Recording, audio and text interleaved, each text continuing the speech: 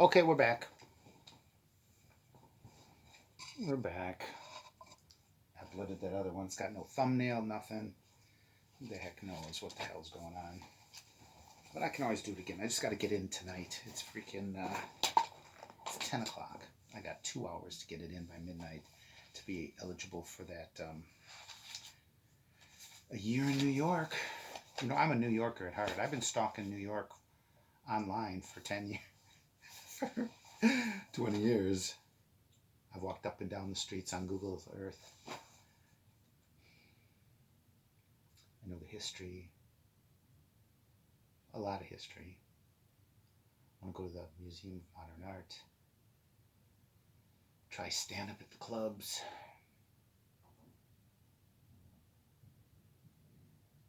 Take a train to DC. Take a tour of the White House. Hang out with writers. Live in the Middle West.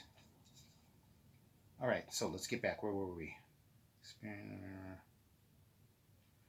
Forklift truck. Oh, shit, the door opened. Just a second.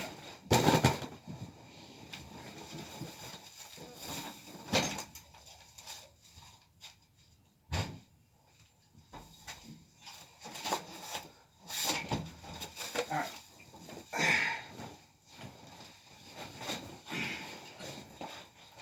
Don't fall over. It's a mural. I painted that. I spray painted it a long time ago. What? A long time ago. There'll be t-shirts. So you know, once I get up there, right? I'm gonna have t-shirts and stuff. We don't have more t-shirts. We don't have flags. We're gonna start a freaking party, the cool civilization party. That's right. Debates where they actually talk about issues. Oh, can you imagine? Can you imagine such a thing? A debate where they actually debate? In other words, you have the kind of sit down at a table and have what I call the classic 4 hour conversation. Anything goes. You have some guidelines where you have to actually answer questions.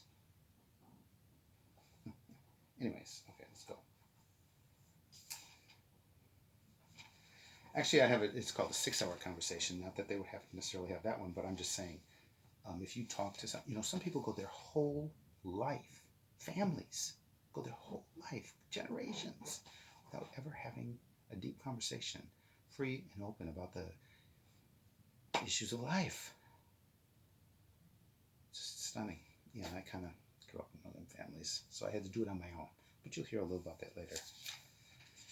Okay, forklift truck. Yeah. Told him to stop screaming if he wanted to talk to me. Yeah, so I don't work there anymore. I was there 7 years, but I can make mistakes. I get comfortable real quickly. I've moved a lot in my life. I'll tell you that in a minute, a little bit. But I was a great worker there. Great worker with a great attitude, you know.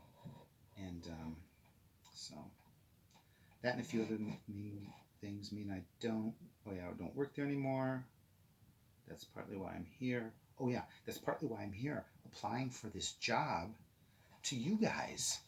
And when I say you guys, I don't just mean the guys from New York, or that guy in New York with the money to help people out. And his Casey Neistat's buddy apparently sells real estate in Chinatown, Little Korea, some, I don't know, maybe needs real estate guy or something. But it's very nice. It's very nice that he's doing that for whoever he does it for. Probably somebody a little more younger and beautiful and I don't know. I don't know what he's looking for. But either way, when I say I'm applying for a job for you guys, I mean you guys on YouTube.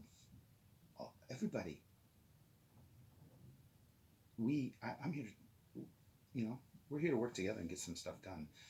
Tell some stories, learn some stuff, handle some issues, change the world, change our world, change some worlds, change minds. The question is never can you change the world, it's how much of it can you change. And I always say on a tough day, I may not be able to change the world, but I can change my stomachs. No, we're going to do a little more than that. telling stories, building a new world, cool civilization. I'm the man for the job. Hire me, guys. Um, as they say, subscribed. You know, I have 0 subscribers at this particular moment. I didn't want any. I've been hiding out, is what I say. I've been on vacation. I've been studying, doing my homework. I've been writing. I got 500 notebooks full of ideas and stuff. You want content? I am the man with content. All these people, they got a camera, no content. Well, I got content.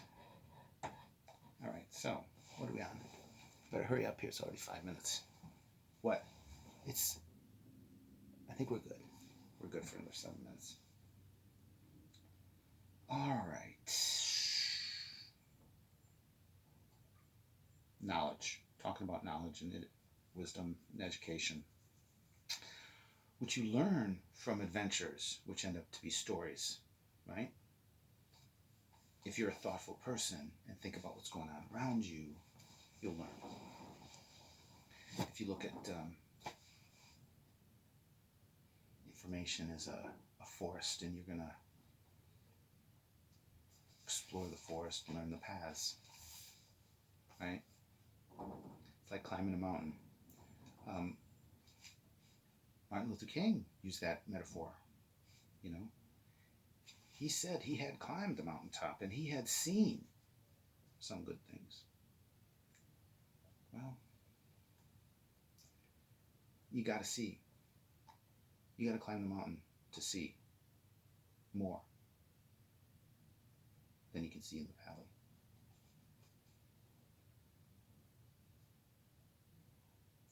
If you climb the mountaintop, you can see far. You can see where the roads are going. The things you can't see in the valley, off in the distance. Things you'd never learn if you didn't leave, explore, and climb. Life learning. I know. I should be talking faster.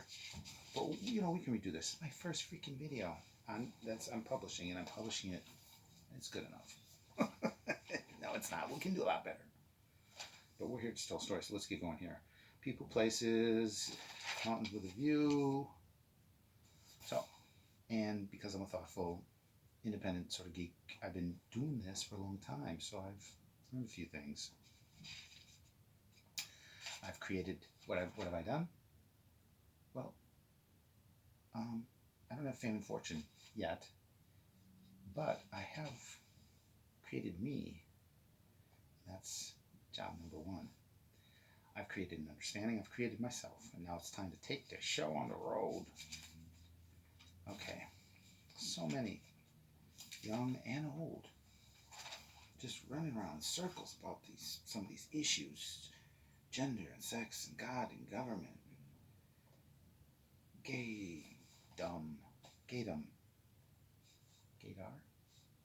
It's an issue, you know. It's not as complex as they try to make it out to be, you know. There's good-looking people, there's fun people, pretty much that simple. You can admit it or not that they're good and fun, right? You don't have to date that particular person, but this has nothing to do with, we'll get into that some other time. What we're going to do is lay out the facts, all the facts, look at them clearly, okay? That's usually the problem. It's not the specific this issue or that issue or this issue or that issue.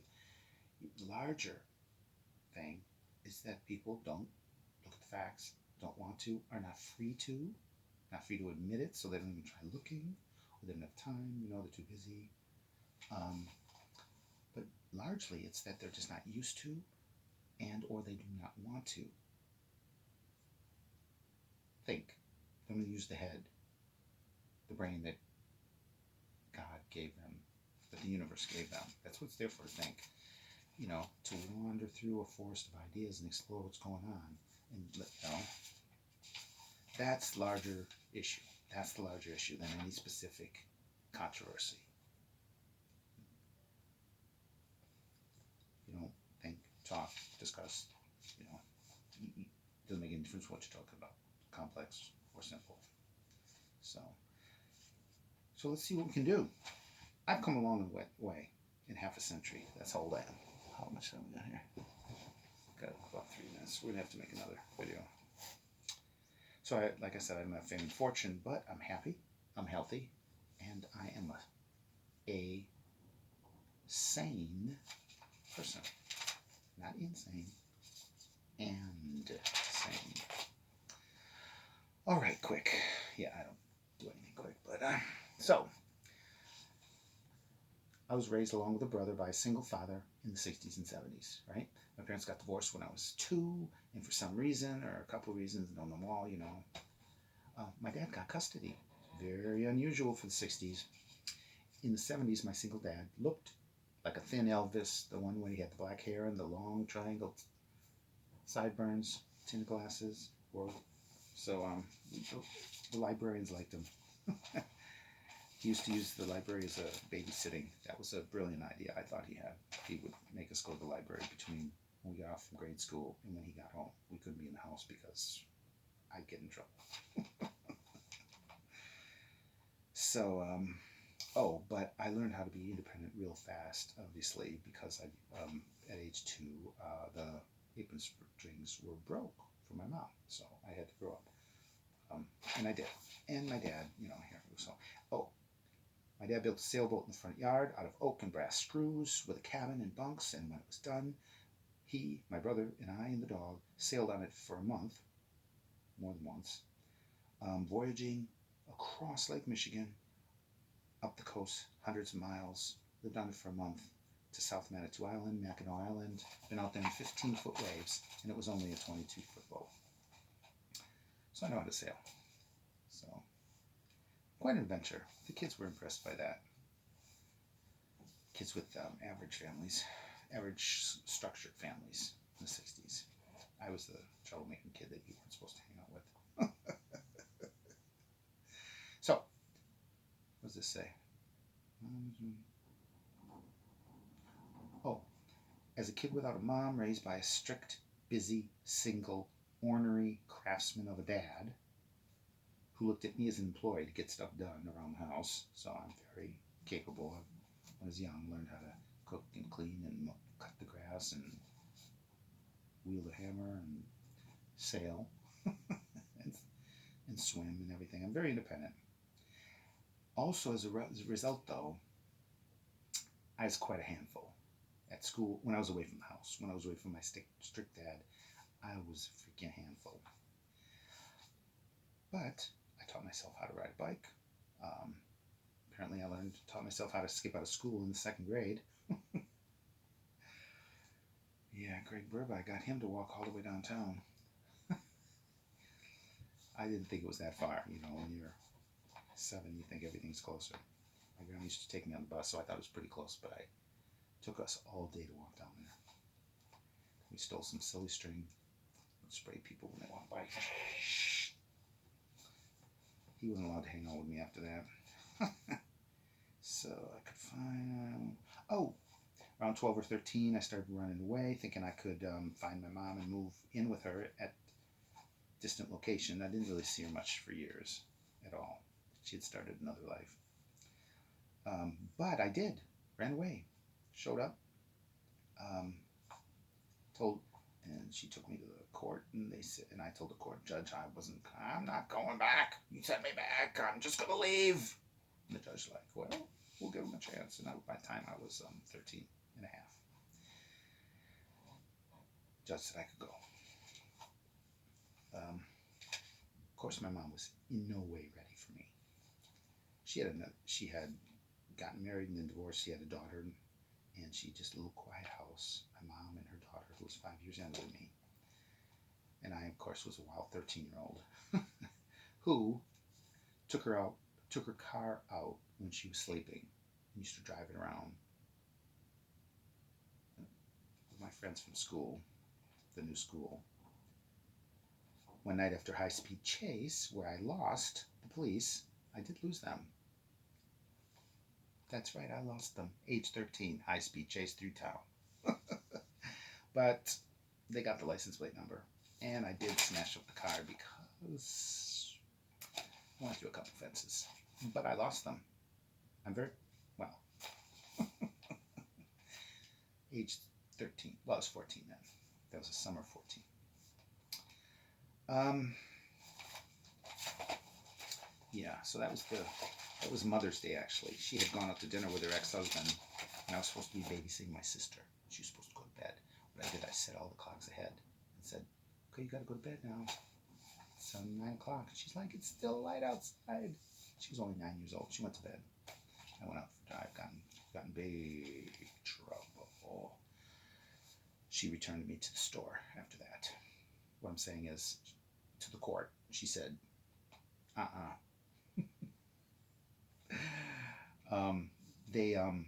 was officially ruled, it's a title apparently, you do the kids, I was ruled uncontrollable. My dad said he didn't want me back, said they ought to just send me to detention home. That's where I belonged. That's what he said, apparently. And they did that at the end of the summer. But for the summer, they sent me some summer camps. My mom talked somebody to let me go. She's like, please take him away for the, So I went to 2 different summer camps. Of course, got in huge trouble. Stole a golf cart, stole a fishing boat, which I didn't know how to run. And then once I got it going, I didn't know how to stop. And then they're like, oh, it's going to stop again. It's going to stop again in a second, I think. All right, we'll do it another one. Yeah. All right, stop.